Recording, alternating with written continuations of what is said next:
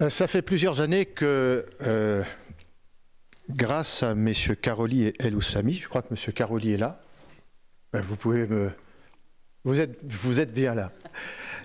Grâce à eux, et eux d'abord, ont souhaité que la LICRA remette un prix à une association qui, durant cette année, notamment, a particulièrement œuvré, s'est particulièrement manifesté, s'est particulièrement battu pour, eh bien, ce qu'on appelle les droits de l'homme, le respect, la résistance, une action qui honore ce que nos amis appelaient l'humanité en partage.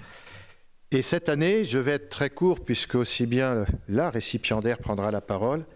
C'est vraiment avec une émotion particulière, je tiens à le dire, que nous avons sélectionné et que nous remettons le prix Karoli El Oussami à l'association Women for Ukraine. C'est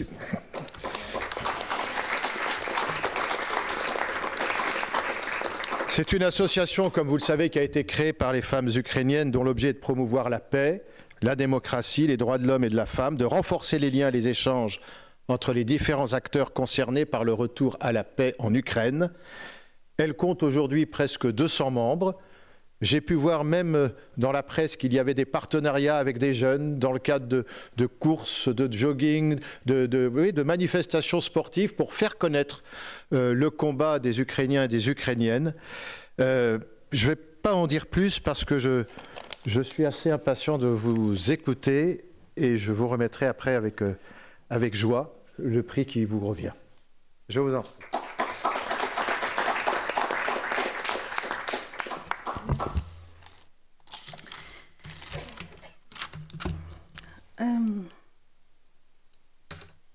Oui. Je vais être brève. J'ai été déjà un peu présentée, mais vous savez, pour nous, le temps, il avance à une vitesse énorme parce que chaque jour, c'est une vie à part.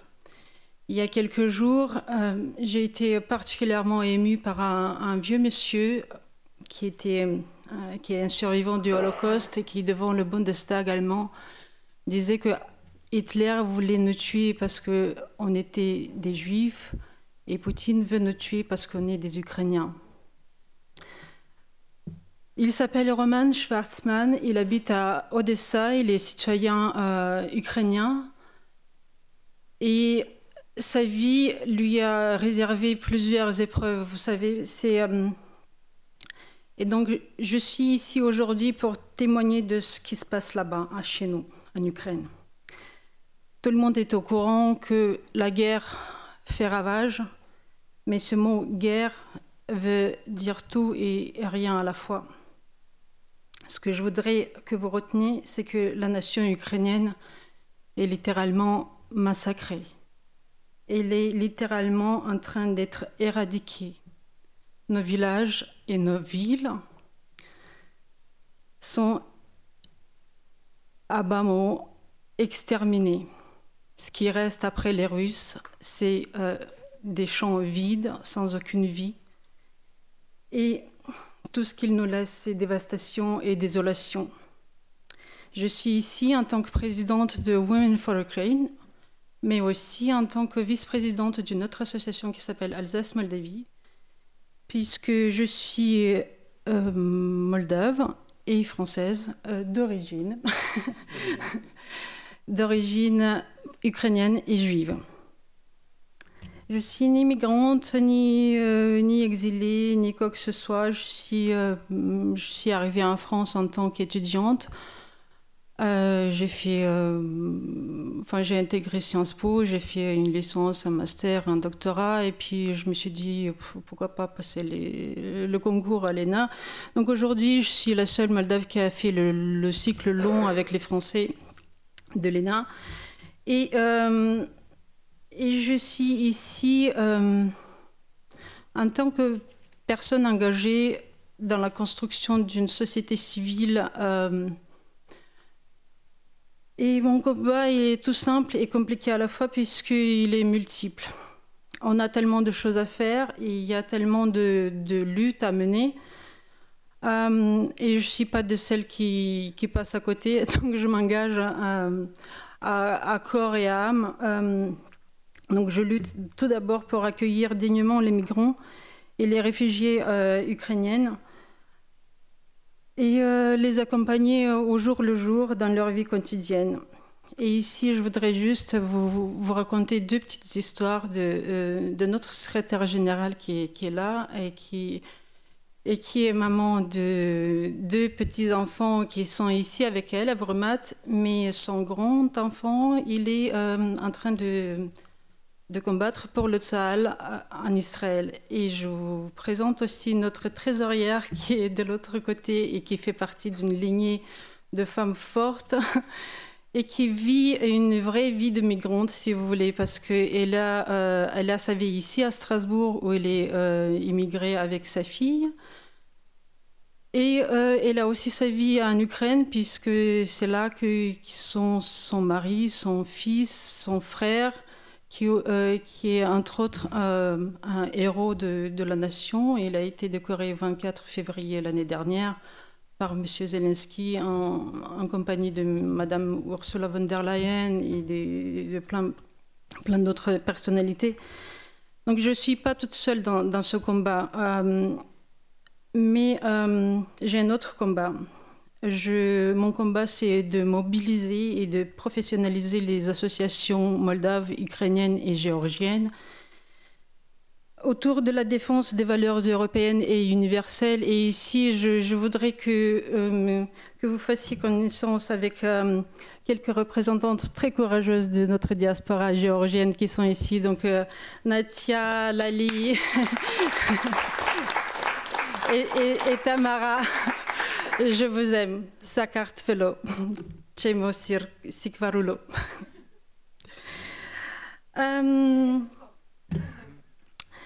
Et je vais finir ici, mais pas avant que je vous dise deux mots avant un de nos projets, parce qu'on a tellement, mais ce que M. Stasi elle a fait référence à un de nos projets, c'est notre projet qui marche le mieux et qu'on fait dans les écoles et dans les lycées, et qui s'appelle Run for Freedom. Puisque notre combat, c'est aussi un combat pour la démocratie et contre les extrémités, puisque c'est vraiment les forces qui instrumentalisent la migration et qui je trouve qu'il pose les bonnes questions, mais il trouve les mauvaises réponses, vous voyez, et il nous utilise à mauvais escient. Donc nous, par ce projet Run for Freedom, on apprend, on essaye de porter notre vision de ce qu'est la démocratie, comment la liberté peut servir la démocratie et vice-versa. Voilà, et je vais finir ici. Et je vous remercie de tout cœur d'avoir pensé à Women for Ukraine pour votre attention et pour votre aide. Sachez que nous apprécions beaucoup et que nous avons besoin toujours de votre aide. Et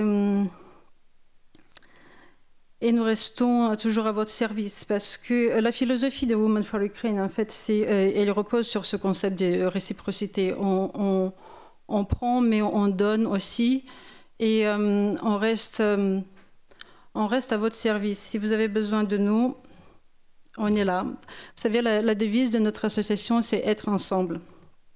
Alors, soyons ensemble, faisons des belles choses.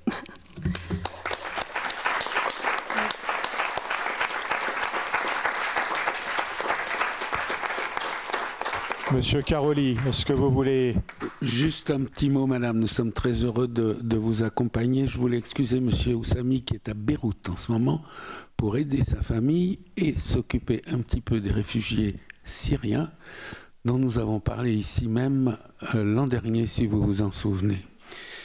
De notre point de vue à tous les deux, l'un d'origine juive, moi, lui d'origine musulmane, profondément agnostique, il nous a paru difficile aujourd'hui et depuis quelques années de vivre dans notre confort quotidien et nous sommes devenus de plus en plus intranquilles. on a pu penser que nos parents, ils ont pu penser, eux en tout cas, qu'ils ne verraient plus, qu'on ne verrait plus jamais ce à quoi ils avaient échappé. Heureusement, ils ne sont plus là. Nous ne sommes pas dans cette même position aujourd'hui, malheureusement, et nous ne sommes pas dans ce cas-là. Et c'est pour ça que, ayant été élevés dans ce souvenir, il nous a paru nécessaire d'essayer, comme on pouvait, d'aider ceux qui en avaient le plus besoin.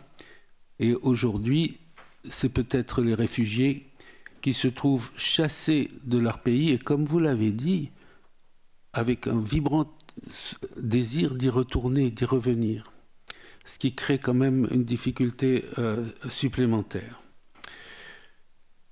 Pour nous, ça concerne tout le monde, et j'ai l'impression que de ce que nous vivons actuellement, personne, où que nous soyons, qui que nous soyons, de quelque endroit même le plus démocratique, théoriquement, ne peut penser être à l'abri d'être désinscrit de l'homogénéité de son pays. C'est pour ça qu'on est vraiment content de vous aider comme on peut. Il ne faut pas imaginer que c'est une façon d'acquérir une bonne conscience, parce que nous allons demeurer, je le crains, pour très longtemps, intranquilles. Bravo, madame.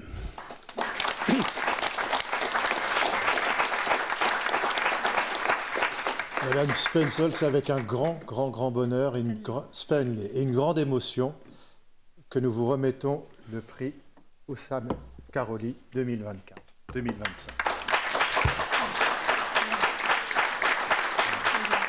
On va faire une photo pour... Merci.